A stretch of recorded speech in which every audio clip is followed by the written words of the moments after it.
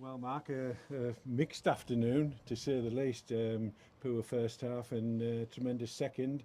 The outcome, though, a 3-2 defeat. I think you're being really generous saying it was a tremendous second. It was certainly a poor first. What I would say is we were better, but a little bit of same old story in terms of giving a team a head start. I mean, we actually started the game. We had 2 shots on target in the first 2 minutes, and we're a goal down in 3. Yeah. It's from the same issues. A centre half going into an area where he tries to compete for the ball, and we don't react. We don't get narrow. Just the principles of good defending. We don't narrow off. We don't protect the posts. We allow gaps in between lines, and they run from midfield to a runner who hasn't been tracked, and it's a free hit. So just the nature of the goals is infuriating for me, because we've done ever so much work on it. We'll keep working on it. There is an element of, is that competence or compliance? Because if it's competence and they can't do it, we've got to keep working on it. We've got to, if it's compliance and they won't do it, and you're not willing to be a defender, you're not willing to put your body on the line, you're not willing to do the horrible side of the game, well, you're probably out the door, and we probably need to get something else in. So, lots to reflect on. We just took too long to get to grips with their shape first half. They played a diamond in midfield, and we just got nowhere near it, just because we're playing a couple of players out of positions because of the nature of the injuries that we've got, and Jake Allen's not fit and nowhere near fit, so we're trying to patch him up and get him out there, but we're just a bit of square pegs in round holes. I thought when we did get to grip with the shape second half, we were much better. But in the same vein, you look at the second and third goals, you can't allow good players to travel inside into dangerous areas. Our principles are that you press them and you keep them on the outside, you engage if you can, and we apply some cover. We had bodies to apply cover, but for whatever reason, we've invited, Lucas Weaver, who's one of the informed players in the league, inside for ultimately what's the winner. And wonderful finish. It is a wonderful finish, but he shouldn't get there. You or I could. Yeah, we've got a job to do to make sure he doesn't get there, to go and press that ball and to show a little bit more desire defensively to keep it out the net. And then the second one, I've worked with Simon Grant for a long time. He's one of the most cultured non-league footballers in the land.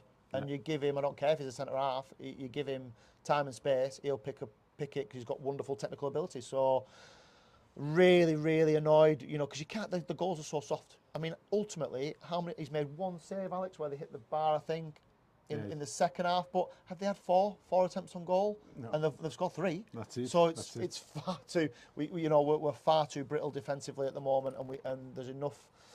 I think we should have, certainly on paper, the right players to do the job. What I would say is Tom Wilkinson, I thought second half was excellent. Thought he was outstanding.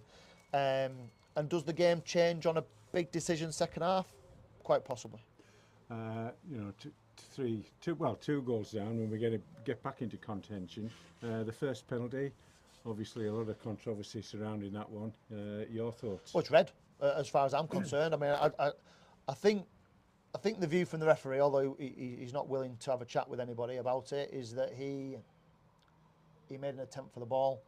If an attempt for the ball, and I've seen the still image and the video, is punching Tom Stevenson in the face with both hands, if that isn't dangerous play or endangering an opponent or excessive force, I mean, the poor kid's been knocked out.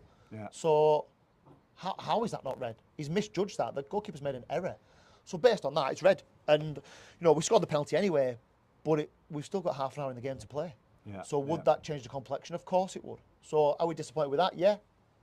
Is it a mitigation of how poor we were first half? No. So we've got to get a bit better at doing what we do. But you also hope that officials will make the right calls, the big calls in big games like this in the FA Trophy. And I don't think he has today. Second penalty. Do you think it's on the back of his error for the first, do you think? He shouldn't have to make it, should he? Because he should send the lad off and we can just... I mean, I've not actually seen it. It's going into Riggy. So if you're climbing all over him in the box, I mean, he doesn't get any of them in the season anyway, so he deserves at least one. I mean, what I would say is he's obviously had enough about him to took the 2 penalties away and add to his goal tally, which is important. So I would like to think there was enough second half. The point I was trying to make, I think the second one, you see a lot of those not given. Yeah. I thought it was a foul. Yeah. In fairness to Riggy, form continues. Yeah, 2 more goals. He's probably into double figures now. I think he only got 13 last year, so to be sat in October on 10 or so is a really good He's on 9, is he? Nearly there. He'll get there next week. So yeah, so I'm pleased for him. I thought Jamie Allen was excellent. We just didn't get the ball to him enough. But he's such a good footballer. But it's that inconsistency at the moment, and that's frustrating. And I know that the question will be, I'm saying the same things, but that's the nature of inconsistency. You know, what's the expectation that I come out and say we were brilliant when we weren't? We're here to tell the truth. We're here to work hard. We've got 2 sessions this week, which will be really important to us. We've got a little bit of work to do in the market, I think. We may have Dav Symington back next week, which will be a massive boost for us. I mean, we're still 6-7 players missing. Can you touch on the absentees and departures, or whatever reason we haven't got, you know, these 5 or 6 players? Yeah, well, so Dav's obviously, John Little, Cass, all injured. John's probably the furthest away with that injury. Cass started running today, so maybe not too far away. I mean, we are crying out for that cultured, experienced holding midfield player, aren't we, to try and dictate for us. It looks like so obviously Steed will be out for a little while now after today, because not only has he had this bang to the head, but his ankle's blown up as well. We've got Ken Kamara, who we thought would come back this week, and he's just been given a little bit of extra time to recover from Preston, which is their prerogative. We were hopeful of getting another loan player in from Preston last week as well, which didn't materialise because they got injured. So, and I don't want loan players; I want our own players, but it's needs must at the moment. There's a limit, of course, as well, isn't there? Of course, yeah, yeah. And Brad Hubble needs some time off, personal reasons, so we need to be respectful to Brad and allow him that time off.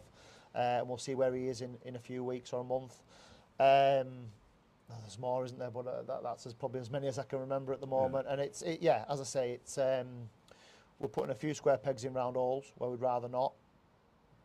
I thought we gave enough to show that there were still signs of good life second half, but we still weren't good enough with the ball. And first half we weren't good enough without it, and that's been our undoing.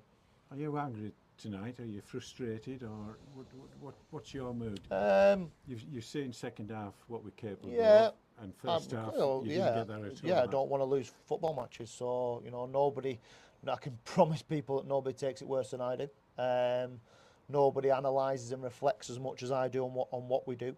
I was angry after Wednesday night, but in the same vein, let's be realistic about. We didn't go on Wednesday night and play well, but in the same vein, we really struggled to put a team out, and yeah, your hands are tied. They are, but in the same vein, that there's always a mitigation. There's always a question that somebody said, well, he's got to go and recruit more. He's got to go and do this. And I get that. I understand. I'm angry that we're out the FA Trophy. I thought we had an opportunity to win the game today, of course. I'm angry about the way we've gone out. I'm angry about the goals we've conceded. But dwelling on it is not going to help us. We'll analyse it because we have unbelievable resources for analysis. So we'll analyse it. Players will have to see and have to accept their responsibility, like I have to accept mine. And we'll work as hard as we can to get a positive result next week. I mean, we've got the league is still very, very tight. We've shown when we're pretty much at full strength how we can beat your Hebens who are up there, your Ilkestons who are up there, your Morpeths. We can do that. Your Prescotts who are flying at the moment. So what I would say is that I'll get out of my system because that's important. I thought that the supporters were excellent, at the end in terms of seeing the work that the players have put in. Because the players, there's no question. I had people saying that players are down tools on Wednesday. They hadn't. You should see the data. Yeah. There's a little pod in the back of the neck which tells us exactly how far they've run. But to say they didn't run is wrong. They might have run in the wrong places and at the wrong times, but they ran. Yeah. They really ran on Wednesday night. And I feel a little bit sorry for David Norris today. And I know I'm always bleating on about him, but David Norris at 43 years old has embarrassed some of our other players today because he has ran his socks off. He's ran with intensity, with desire, with real grit about him. Yeah. And many of the crowd have gone for Norris as their man of the match. Because he's a winner. Yeah. And that is my biggest frustration at the moment. There's enough experience in there. Is there enough that are willing to do the things that David Norris is willing to do or Stephen Rigg are willing to do? And I'm certainly not calling them out. I'm certainly not But that's a question that has still got to be answered. That's a question that's still got to be summed up, and the jury's out with a couple. And it's still a brand new team. It's still, you know, there's players that we haven't worked with before, there's players we have worked with before. But the reason we brought David Norris here is because he gives you that.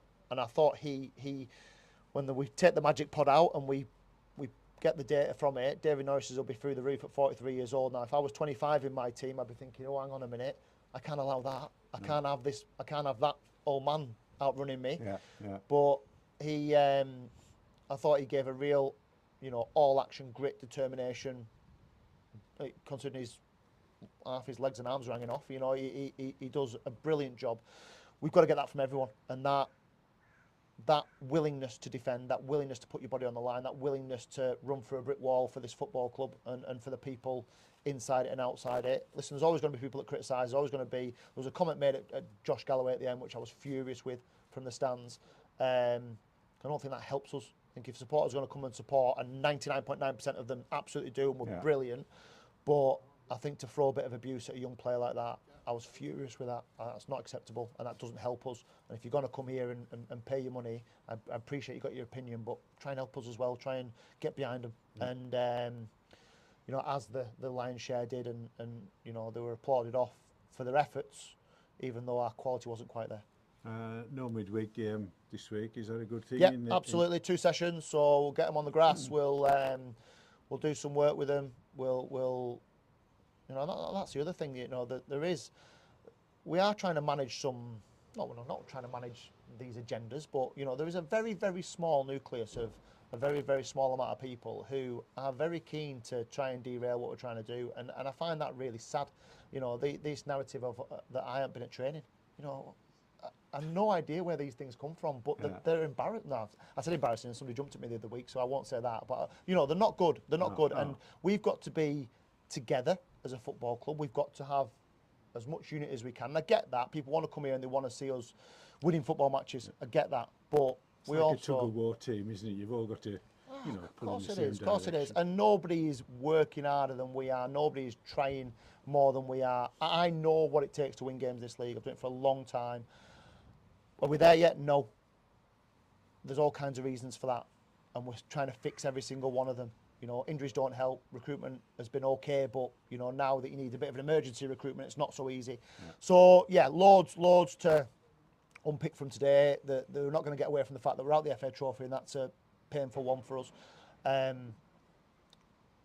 there's another game next week, and we need to be at our best to try and get something else works on. Thanks, Mark. Passionate as ever. Well done. Thank you.